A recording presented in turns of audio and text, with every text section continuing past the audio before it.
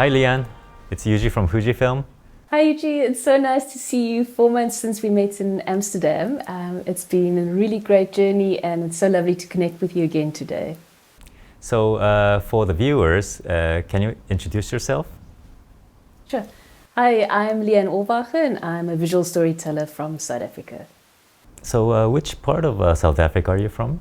I'm based in Cape Town and most of my storytelling happens in South Africa and on the African continent, and I'm really proud to be South African. I love it. I love our culture. I love the kind of mix of different people, of different cultures, religions, and the richness of the stories that are on the continent, and especially in South Africa, really excite me. I see. So how many years ago was it that you started the documentary? I started assisting commercial photographers 8 years ago, and in between assisting them I would do personal projects, and about 4 years ago I decided to completely work on my own and only pursue personal work, and so I started getting a little bit more assignments and slowly just building on this practice. So please tell us a little bit about the World Press Photo Award. You've won several awards in the past. How many awards did you win?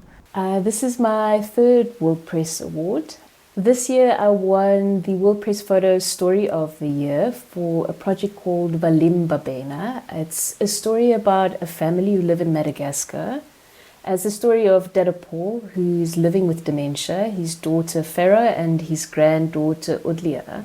It really is a story of family and loss, of memory loss, of the grief of dealing with that, dealing with your parents changing and aging. It's part of a bigger project called The Big Forget that looks at Alzheimer's and dementia in Africa, and it looks at the stigma that many communities attach to symptoms of dementia, where often communities do not understand what is happening to a person living with dementia, so they fear them, they stigmatize them. It's a project I've been working on for the last 3 to 4 years, and the chapter that I did in Madagascar is the latest addition to the work. So how important is the World Press Photo Award for you? So for me, it's an incredible opportunity to raise awareness about a global health issue that I think is very important to talk about, the stigma attached to not only dementia but mental health matters. That's the thing that I think we as photographers really strive for, is we want our work to have impact, and in order to do that, in order to raise awareness, we need that reach. Photography has the ability to transcend different cultures, different languages, all kinds of barriers, and it's a universal language that we can all understand, and that way we can tell stories that are relatable and universal. Do you have any comments or message for the people who will be applying for the future contests? I would like to encourage photographers to enter the World Press Photo Contest. I think it's important to share the stories that they care about deeply, and for me it would be especially important to see more African photographers entering.